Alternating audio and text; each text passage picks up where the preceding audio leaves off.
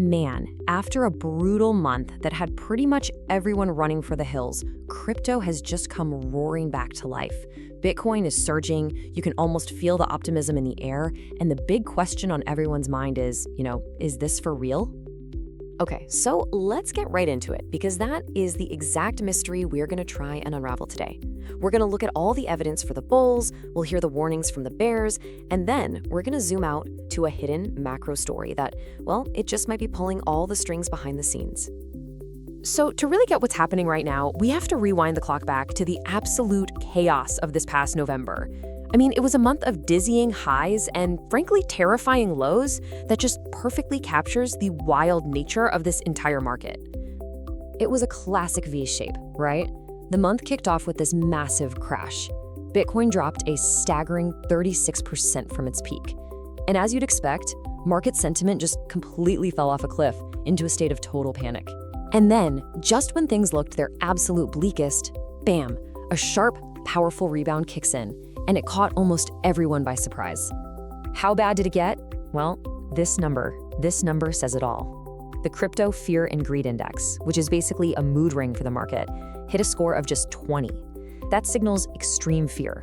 We're talking about a moment of maximum pessimism, which happened right before the tide started to turn. So what in the world is driving this sudden turnaround? Why is everyone so optimistic all of a sudden? Let's dig into the evidence for the bull case, the argument that this rally has some serious legs and could be heading much, much higher. Okay, a huge driver here is the Federal Reserve. As you can see, the market is now betting with an 86.9% probability that the Fed is going to cut interest rates by the end of 2025. Now, why does that matter? Well, when rates go down, super safe assets like bonds, they become way less attractive. And that pushes money into higher risk but higher reward assets like tech stocks and, you guessed it, crypto. And this quote right here just perfectly illustrates the bullish mood that's taking over Wall Street. We're seeing major firms like BTIG putting out these really bold predictions, calling for a rebound that could take Bitcoin all the way to that magic $100,000 mark. And that is a huge psychological target that gets everybody excited. So the crucial point here is that this isn't just wishful thinking. The period from Thanksgiving to the end of the year, it's historically a very strong time for markets. And super important, this rally seems to be spot-driven. That just means people are buying actual Bitcoin, not just making these crazy, risky bets with borrowed money.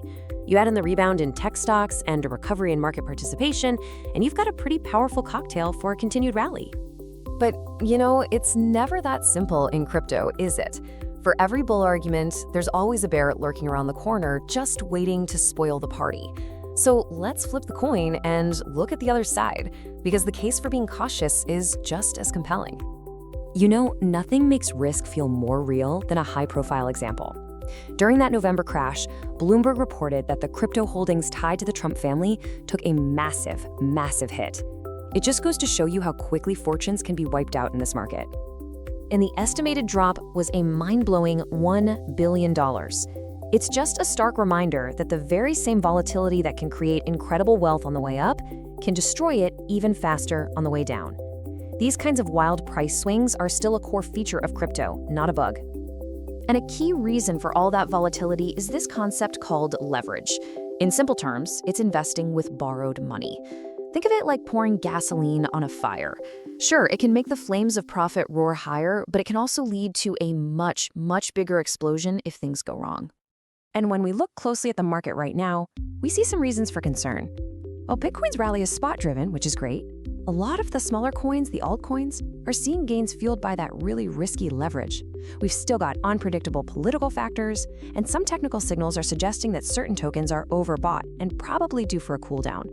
Any one of these things could easily derail this rally, and it's all happening inside a much bigger hidden squeeze on the entire financial system. Okay, now what's really interesting about this next part is a factor that most people just aren't talking about, but it could be the single most important macro story affecting all markets right now, including crypto, and it all has to do with the government's cash. Yeah, it sounds a little strange, but stick with me on this. The U.S. Treasury has a main checking account. It's officially called the Treasury General Account, or TGA. This is where it holds cash to pay the government's bills. But right now, because of some weirdness related to government spending, that account is basically acting like a black hole for cash. So here's how it works. The Treasury is always selling bonds to raise money, right? That pulls cash out of the financial system. Normally, it would spend that cash right back out on stuff like government salaries and projects. But during the recent shutdown, the spending stopped, even though the bond sales kept going. The result? Cash is getting pulled out of the market, and it's just getting stuck in the government's account. And this chart really shows you the scale of the problem. The Treasury's target for this account is supposed to be around $850 billion, but as you can see, it's currently sitting at nearly $1 trillion. That's in excess of about $150 billion of liquidity that's just been sucked out of the system, cash that can't be used to buy stocks, bonds, or crypto.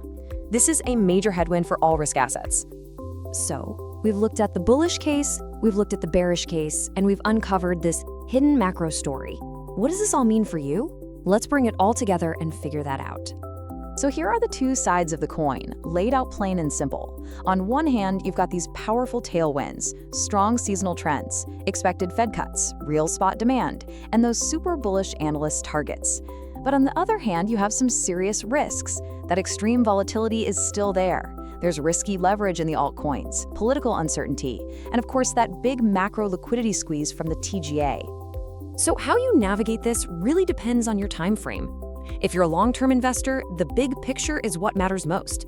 You got to keep your eyes on the Fed and on whether that trapped TGA cash gets released back into the market. But if you're more of a short-term trader, it's all about the market mechanics. You're watching for volatility spikes and signs that all that risky leverage is getting flushed out of the system. Ultimately, that leaves us with the final question, doesn't it? Is this powerful rebound a sign that crypto is finally growing up, becoming a more stable asset that responds to big macro trends? Or is this just the latest twist in a wild, unpredictable story that is far from over? The evidence we've looked at today suggests the answer is probably a little bit of both.